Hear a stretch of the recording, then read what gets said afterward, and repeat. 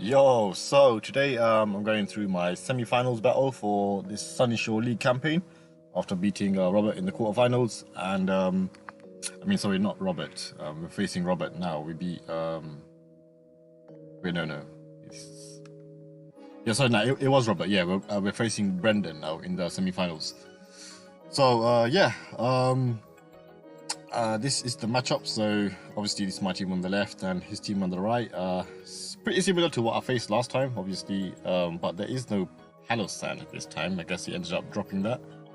So yeah, but nonetheless, we're just gonna get right into the team build, and I believe my team is about here. Yeah, this one. So yeah, to be honest, this team here is pretty simple. It's kind of like similar to what I bought last time when I faced him, but obviously with a few changes. So we start off with Tornadus Torian. Basically, I just bring this Pokemon for the exact same reason as last time. You know, with this moveset, it just puts in like a shit ton of work. You know, obviously acrobatic superpower, knock off U-turn. Looking at his team, like it hits everything really hard. Like, you know, we knock off the Lati, we acro the Cinder and Venu. Acro does good damage to Feeny. Acro the Hariyama, superpower the Tyranitar. Acro the Heracross, Volcanion. Sneasel is very frail, probably dies, or just takes superpower. And then the normal types, Ursaring and Bufalang, we superpower. So yeah, as you can see, this set just puts in like a lot of work. He outspeeds like, he outspeeds his whole team actually, and you know, it just does like big damage to everything. So obviously, it was like way too big a threat to not bring. And you know, also defensively, like it's still good. Like, you know, it can pivot around like Mega Venusaur. It can pivot around Tapu Fini because it has regen. And I guess it's like a soft switch into Heracross. So next up we have Tapu Koko. So Tapu Koko is pretty much similar to Tornadus Torian in that it just absolutely destroys him. You know, basically, like, you know, what Tornadus doesn't one hit KO, Tapu Koko does, and vice versa. And you know, together they just form like a ridiculously good offensive core against his team, especially with U-turn, Tornadus there to, you know, maintain that momentum and just like smack through him. So yeah, that's literally just to go into it, like, you know, we have Expert Belt, and you know, we have like a Play Rough for Latios, 1 hit KO. We have Wild Charge for Cinderace, that's probably doing like, I don't know, 80.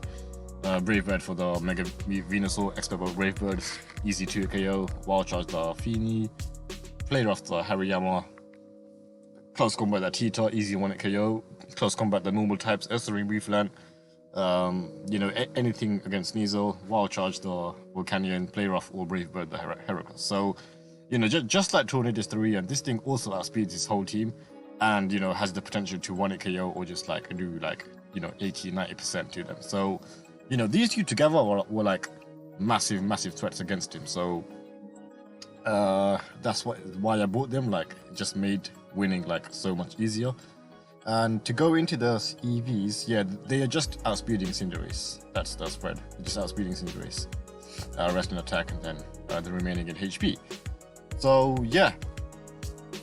Next up we have Slowking. So Slowking is pretty important in this matchup. So Slowking primarily, like, it counters Volcanion, and you know, it also like pivots around like Cinderace. So this is obviously not Protein Cinderace, it's normal Cinderace. So, you know, this Slowking counters that. You know, Slowking can also, like, you know, pivot around like Tapu Fini. It's got like regen and teleport. It can even like, you know, pivot around Latios. You can like take a Draco with that Spadef and like teleport out.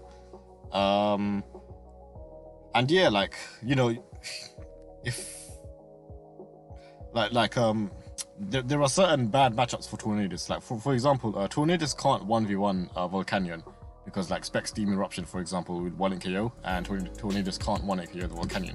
So in that situation, I'm at a disadvantage, and then Slowking is there to cover that, because Slowking can just switch in, and then, you know, Psyshock will just teleport out and then bring in Koko safely.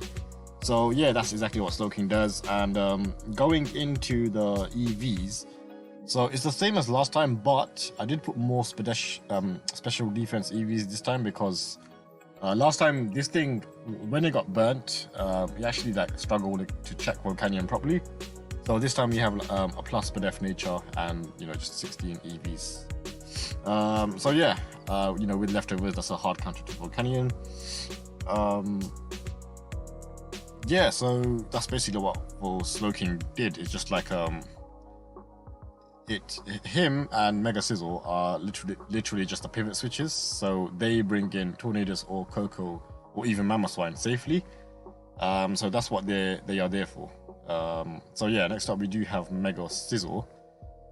So Mega Sizzle was like it just rounded like off the team. So Mega Sizzle like hard counters Sneasel, the hard counters Mega Venusaur, because there is no hidden power fire. And this time like we are bringing Swords Dance because I just want to blow through him. Obviously last time we had that battle where he had like that sub cursed Palossand and he just dragged it out to like 120 turns or something. This time I don't really want that to happen. I'd rather just stay in and like SD and blow through him. So yeah, we do have SD this time. And it was basically like the other pivot to Slowking. So whatever threatened Slowking, like Sneasel, Tyranitar, even like Heracross, Mega Sizzle checked those, and like whatever threatened Mega Sizzle, Slowking would check those, like Volcanion, and I don't know, hit him a Mystical Fire Latios or something. So yeah, between them we have U-turn and Teleport. So they're literally just there to come in when I am at a disadvantage and then pivot switch out into something else. So yeah, going into the EVs, we have max HP. We're not trying to go like offensive. We'd rather just the plan is to like Swords Dance to like +4 or +6, so we don't need attack. So what this spread does is I believe avoids the 2-hit KO from close combat Heracross after Stealth Rock, and then that was the benchmark I needed physically. That was good enough to like live other stuff like random Fire Punch Ursaring or something like that. And then we just put the rest in SPDF to I think that would take like Mystical Fire from Latios if it's not Life Orb or something, and just other stuff like that. So yeah, at this point it's just like 2 gigantic threats in Torn and Coco, and then Slowking and Sizzle to pivot around to get them in safely and just guarantee the win basically. So yeah, next up we have Mamoswine. So yeah, as I said, like at this point it's looking like really clean. Like it just feels like I have like his whole team covered. And basically I was just thinking, okay, yeah, since like I have so many options now, it's just I can choose luxurious options. I can choose like big threats. And Mamoswine was exactly that, because as you can see, this guy's ground resist are like very lacking. So his ground resist is Lati with Levitate, which is fair enough. But then Mamoswine is a threat to Latios because of the Ice move, Ice Shard. So yeah, and the other resist is like Heracross, which is not really a resist because it takes like I don't know, Heracross takes like 45 from Adamant, Life Orb, Earthquake. So it can literally only switch in once because the next one will do 45 again, and then we just kill it with Ice Shot. So yeah, going into the set itself, so we have Earthquake obviously, and then we have Ice Shot. We don't have Icicle Crash, and there's a reason for that, because wherever I click an ice move on, for example Latios and I guess Heracross, I would not click Icicle Crash, I would click Ice Shard. That's because they outspeed anyway, so I am forced to Ice Shard, because Mamoswine can't take like Life Orb Draco from Latios, and it obviously can't take close combat from Heracross. So in either situation I would Ice Shard, not Icicle Crash. So yeah, that's why I brought Ice Shard. There's no reason to bring Icicle Crash, and obviously Earthquake hits literally everything else. And the third and fourth slots, so they're literally just like luxury options. Like there was like nothing else to put there. Like I don't need Stealth Rock because Mawile has it. And so yeah, I just put Superpower because obviously we've got those normal types, and we can smack those like 1-hit KO or something. And there's a lot of scenarios where Superpower was like a good mid-ground play to go for. So yeah, that's what superpower did. And then lastly we have substitute, just to like yeah, it's just there like to just ease prediction, I guess. Like, you know, we can sub up on like for example Volcanion, we can sub up on, you know, probably like Sneasel or something. But yeah, sub is just there, like we don't really have anything else to run. So yeah, going into the CV, obviously we have max attack, 32 HP, and we are outspeeding 251. Yeah, outspeed is Jolly Tyranitar for sure. And then there is something, oh yeah, outspeeding modest Volcanion, because there's no reason to bring timid Volcanion against me. So we are outspeeding modest Volcanion and like Jolly Tyranitar. So yeah, that's all the speed I needed. And then yeah, lastly we have Mobile. So Mobile is literally just there, just in case. So for example, I was thinking, what if he just brings like random, I don't know, Quick Feet Facade Ursaring? So, you know, if he does bring that, that's actually a big threat to me, because nothing else checks that. Obviously, Coco and Torn will not take the Facade. They will get outspeed as they might get outsped by the Quick Feet. Slowking obviously is not bulky enough to take the Facade. Facade is way too strong, and then Mega Sizzle can get fire punched. So low-key Ursaring was a big threat in that situation. So, you know, Mobile is there to cover that, you know, with Intimidate and the Fairy Steel typing. It has no problem taking on Ursaring, especially with this max defense set. And yeah, I guess Mobile also just helped out, like, you know, it can pivot around like Heracross, it can also counter like Sneasel, you know, and it can also function as a sack if I ever needed it. So yeah, and of course it provided Stealth Rock. So yeah, that's what Momo does. That's why we went max physical defense, and then we have Play Rough for just like general stab, and also it just hits like what Mobile is countering. For example, Tyranitar, Sneasel, potentially Latios, Heracross as well. Then we have Super Fang, because you know, no other move was that particularly useful, and Super Fang was like really good because, you know, for example, he can switch in Mega Venusaur, and it would be great to put that at half its health. Same for Tapu Fini, that would be like very helpful. Then of course we have Stealth Rock, and then Pain Split for just some recovery if we ever need it. So yeah, that was the team going into this battle. We just have like big threats, and then some defense to basically bring in the threats safely and cover them in situations where they are at a disadvantage. So that was the game plan, and we're gonna go into the battle now. Alright, so here's the matchups, and as you can see, this man did bring Ursaring, so that does make Mobile quite useful here with the Intimidate and its typing and the Stealth Rock and all that.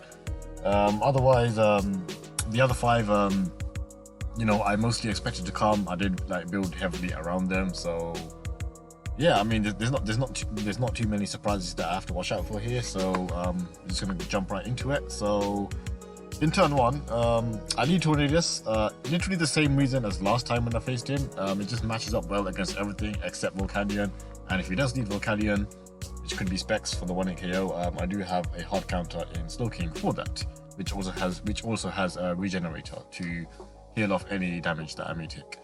So yeah, we lead Tornadus as he leads Tyranitar, and I believe I U-turn out. Yeah, so I U-turn out for the same reason as before. I don't want a superpower just yet, just in case he's like Choppleberry or something. It is only turn one. It's very early in the game. It could be Sash, it could be Chopple, it could be very bulky. So we just U-turn out for some nice chip and gain momentum as it doubles to Fini. And on that Fini, we do have a free switch into Coco, and as you can see, he has no ground type, so this is literally a free wild charge, I believe. I believe this is a free wild charge, yes. As he goes to Tyranitar, which takes 41 from the wild charge. And of course, even with Choppleberry at this range, close combat will kill, so I believe I go for that right here. Yep, close combat does kill, does not have Choppleberry, so yeah, I guess that's that. Cheetah is down, Coco already gets a kill. Here comes Venusaur. We do have Brave Bird, but at full health we don't want to go for it because it could live and then revenge loss. So we do go to our hard counter, which is Mega Sizzle. As we know, there is no hidden power fire. So Mega Sizzle hard counters this, and we are also SD, so we can literally blow through it. So yeah, he goes to Venusaur, goes for a Leech Seed on my Coco, but I do go to the Sizzle. I don't mind the Leech Seed too much. I can just get momentum here with U-turn, which I do go for. Yeah, so U-turn was obviously here because obviously I do hard counter him and he can't do anything to me, so I go for a safe U-turn and get the momentum as he doubles to Volcanion. So on the Volcanion, I go to Slowking. So obviously I could go to Coco here, but the reason I don't is because I don't have to, right? It's a risk. So of course this could be like randomly like a choice scarf Volcanion, just a random surprise set, and I don't want to take that risk. So I do go to my hard counter Slowking onto this thing. Obviously, Coco could come in and get a kill, but we don't want to take that risk just yet. You know, we are far ahead in the game. It is still early. We don't have to play aggressive just yet.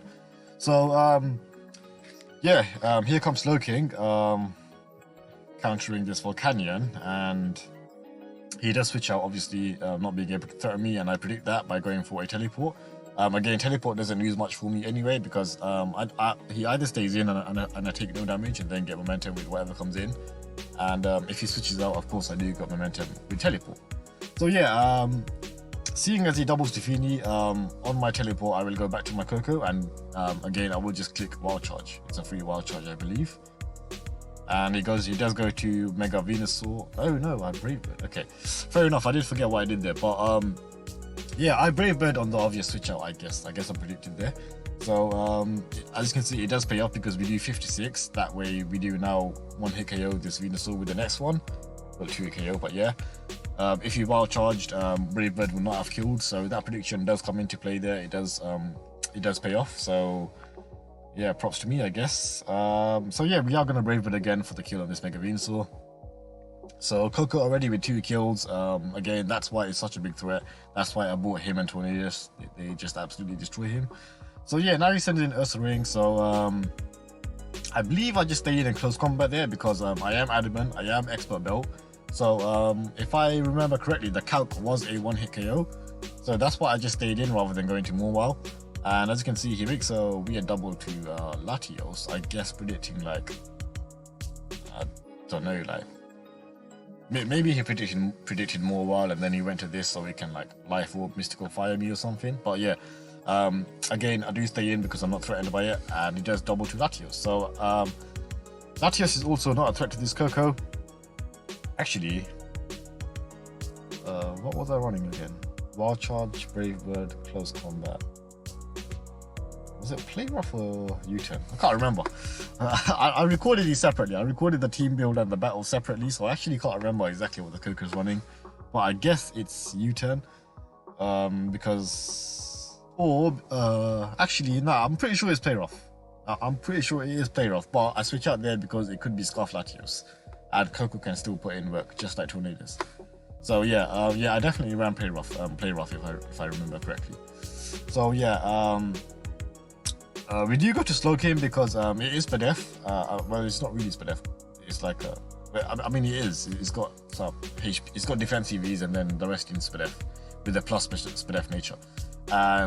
Because of that, we do take any hit from Latios, so we can like teleport around it with teleport, pivot around it with teleport. So he doubles to Ursaring. Fair enough, he makes the double there, so he's playing aggressive. But again, I do have a Mobile, the hard counter to this, with Intimidate and the Fairy Steel typing and the Rocky Helmet damage plus the burn. And yeah, I believe I just go for a safe stealth rock there because he is forced out as he doubles to Fini. So on the Fini, I go for Mega Sizzle. So I go to Mega Scissor here over Coco because Coco is low, so any move from Fini will kill at that range. And I'm just basically like preserving Coco. So I go to Mega Scissor because at this point, it's not that useful, you know. It can't take Mystical Fire from Latios. It can't take on Volcanion. It doesn't want to take Fire Punch from Ursaring either. So Scissor is kind of disposable and it does match up fairly well against Fini, so we do just go to it. And he reveals Mean Look, so kind of a weird set there, but I do just take that chance because I am not threatened by this to go for Soul's Dance. And that's what I do. As you can see, his skull is only 20, so that is set up for the full me, even though I am burnt. But yeah, we do get some nice damage on this Fini while he burnt me. I'll take that. Fini being worn down is nice for like Tornadus and even Mamoswine. So yeah, now he doubles to Volcanion. Obviously being threatened, I am just going to go back to my Slowking. And he goes for Sunny Day. So yeah, he actually bought some counter this time. Sunny Day Solar Beam. But again, That's still not enough because Slowking is that bulky. Obviously, it did do 68, but we do regen that off. We do pivot around with teleport, and Slowking still did its job. So now that we know he's not Scarf because he showed Sunny Day, and of course he switched moves, I now freely go to Coco for a free wild charge. So yeah, we are going to do that. And I just wild charge for the 1 KO there. He stays in. I guess not wanting to take any more damage on his other Pokemon, especially this 65% Latios after Stealth Rock. So yeah, Volcanion is down and it's just looking like a cleanup from here. So here, we actually double to Sizzle there because again, I am fearing Scarf, and Sizzle is the most disposable Pokemon, and because at this point it's burnt and it's not really taking much on at all, and it's gonna take like this thing stabs easily. So yeah, that's why I go to Sizzle there. He does reveal Mystical Fire, so yeah, Sizzle drops, fair enough. I'm not going to complain about that, but now we do have Tornadus, max HP.